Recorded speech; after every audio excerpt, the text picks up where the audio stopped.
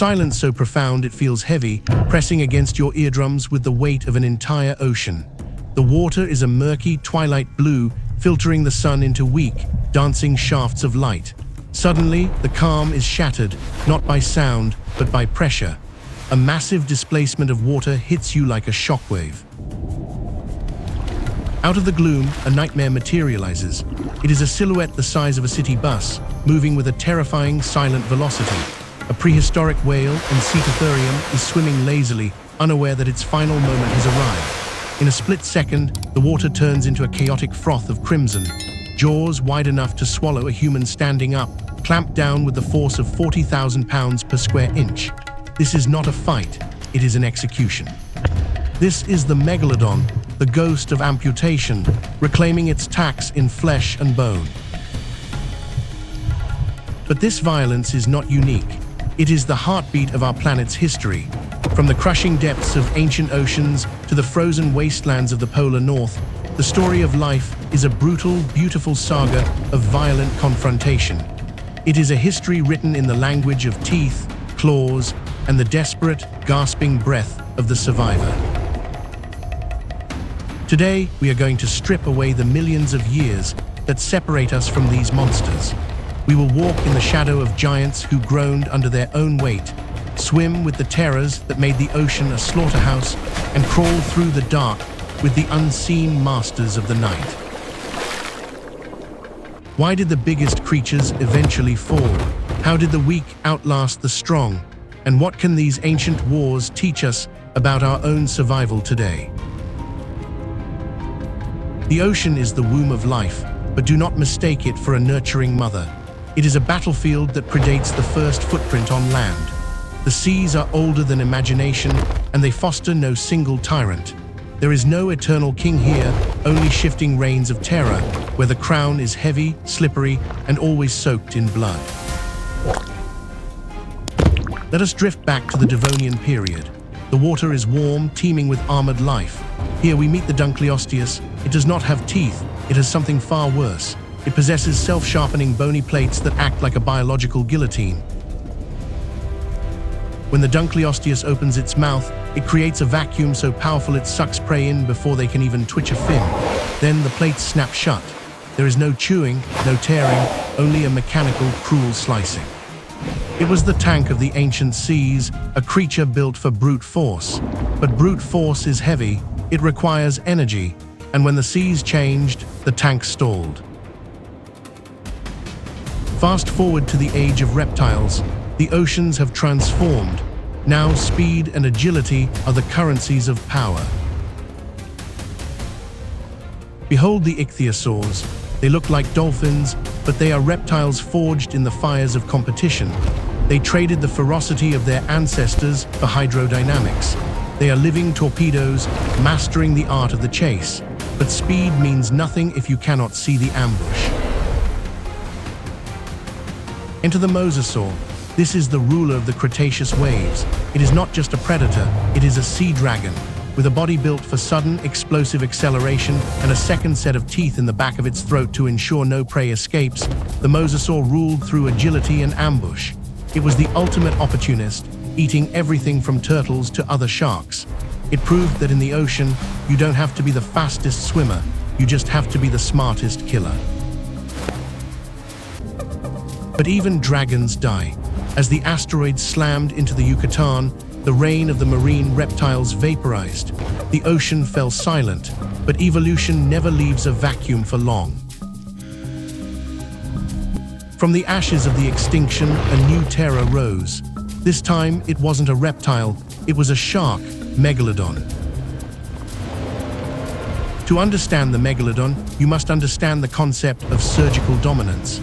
It didn't just bite, it dismantled. Fossil evidence shows us whales with their flippers sheared off. The Megalodon would cripple its prey, immobilizing it, before delivering the fatal blow to the heart or lungs.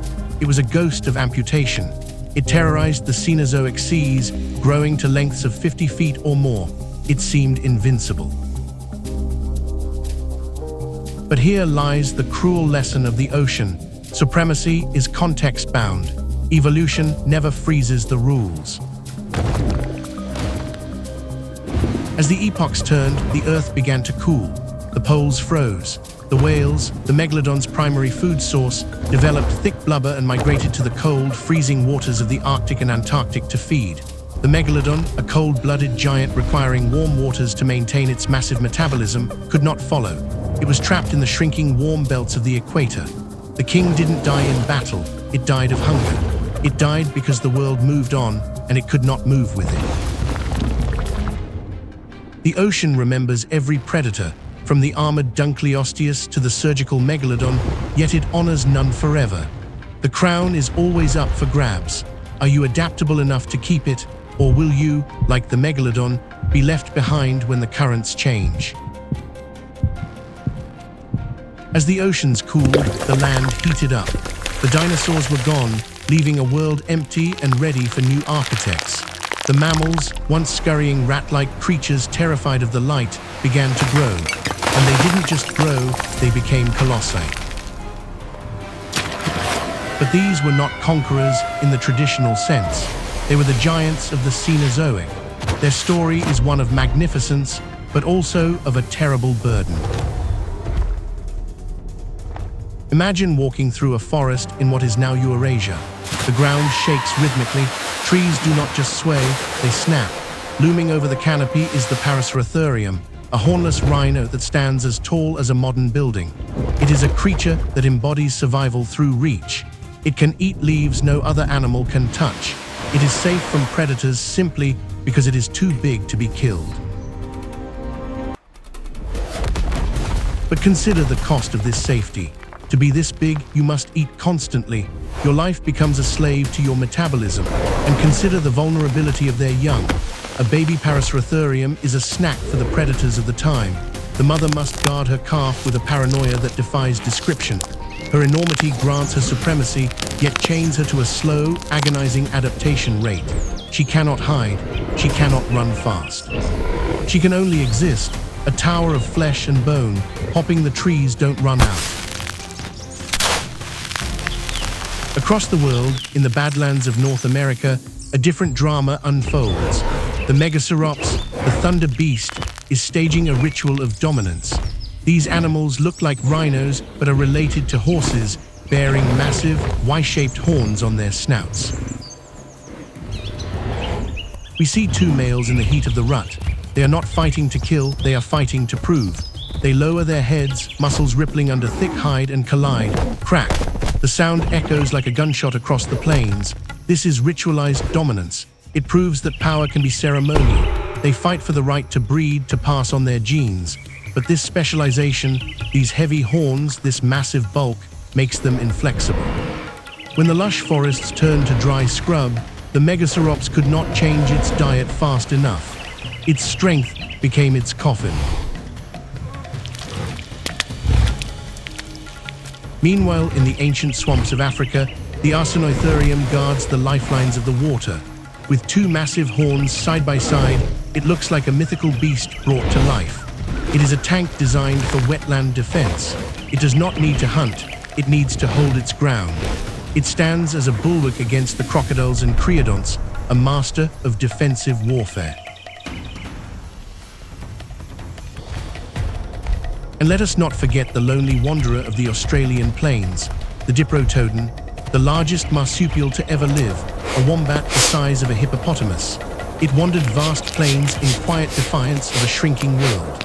As Australia dried out, becoming the arid continent we know today, the Diprotodon marched on, following the vanishing green. There is a tragedy in gigantism. It feels like a triumph. You are the biggest, the strongest, the untouchable. But nature is cruel to the specialist. When landscapes vanish, the mightiest dissolve first. The small can hide, the small can eat scraps. The giant must have a feast. The Prehistoric, the Megacerops, the Diprotodon, they teach us that too big to fail is a lie. Gigantism is both a triumph and a tragedy. The very size that protects you eventually imprisons you. Are you building a life that is too heavy to carry? While the sun shines, the giants rule. But the world is only illuminated for half the time. When the daylight fades, the hierarchy of power inverts. The brutes go to sleep, and the subtle hunters inherit the world. This is the domain of the nocturnal predators. Let us travel back to the Triassic, a time before the true dominance of dinosaurs. The world is harsh, dry, and dangerous. Here we find a small, unimposing creature, the Thrinoxodon. It is not much to look at, a mix between reptile and mammal, but look closely at its snout. Those small pits in the bone, they held whiskers. This is a revolution. In a world of scaly, cold-blooded killers who rely on the sun to warm them up and sight to hunt, the Thrinoxodon has traded size for sensitivity. It navigates the darkness with scent and sound. It feels the vibration of a predator's footstep through its whiskers. It smells the clutch of eggs hidden in the brush. As the dinosaurs rose to power and stomped the earth by day, our ancestors, the early mammals, were forced into the shadows. But this exile was a blessing. It forced us to develop a new kind of weaponry, the brain. Burrows became labyrinths of silent geometry. Survival wasn't about biting harder, it was about processing information faster. In the absence of light, survival favors patience and perception. Imagine a feathered theropod, a dinosaur adapted for the dark, stalking through the undergrowth. It relies on movement, but the early mammal freezes. It controls its breathing, it waits.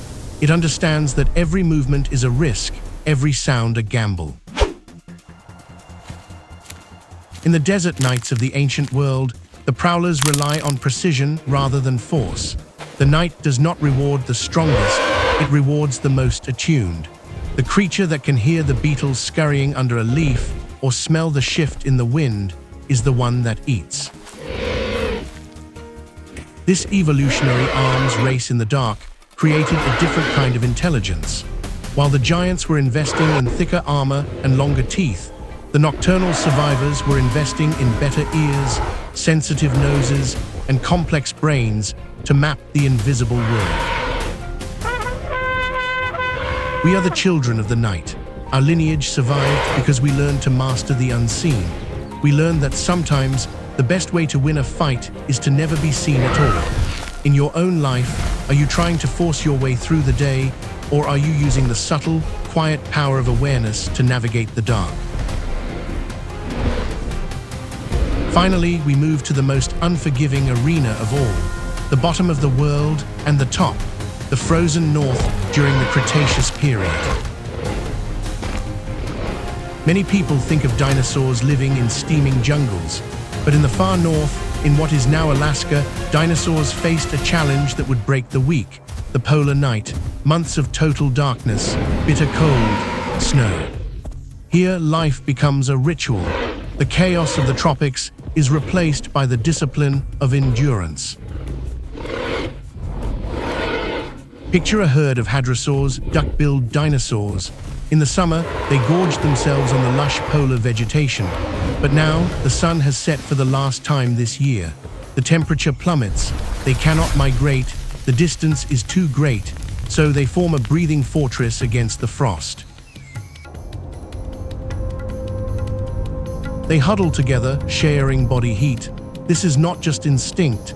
It is a calculated strategy of thermodynamics. Every movement is measured. Every sound is rationed. To run is to waste energy. To panic is to die. But they are not alone in the dark. Stalking them is the Nanoxaurus, the polar bear lizard. It is a cousin of the Tyrannosaurus rex, but it is different. It is smaller, likely covered in a thick coat of feathers to insulate against the chill. The Nanoxaurus cannot afford the explosive, energy-draining chases of its tropical cousins. It stalks with calculated restraint. The predator hesitates. It watches the herd. It is looking for the one individual that has succumbed to the cold, the one that is slightly slower, slightly weaker. In this frozen world, the relationship between predator and prey changes. It is less about aggression and more about efficiency. Even the storms dictate the routine. When the blizzard howls, the hunter and the hunted both hunker down. The truce of the ice takes over. Survival here is not conquest, it is cohesion. It is a slow choreography of warmth, silence, and shared instinct. The hadrosaurs survive because they cooperate. The Nanoxaurus survives because it is patient. The North respects neither pride nor haste. It yields only to those who understand the art of waiting. It teaches us that when the environment becomes impossible, you do not fight the world, you endure it. You hold your ground, you conserve your energy, and you wait for the sun to return. We have traveled through the blood-soaked oceans, stood beneath the titans of the plains, crawled through the dark with the first mammals, and shivered in the polar night. I hope this journey through deep time has sparked a fire in your imagination and given you a new perspective on the struggles we face every day. The past is alive in us, in our instincts, and in the way we navigate our own jungles and oceans. Was it worth the silence? If you found value in this story, if you felt the chill of the Arctic wind or the pressure of the deep sea, please take a moment to support the channel. Don't forget to hit that subscribe button, turn on notifications, and leave a comment below. Which prehistoric strategy resonates most with you? The strength of the giant or the patience of the night hunter? Let's discuss in the comments. Until next time.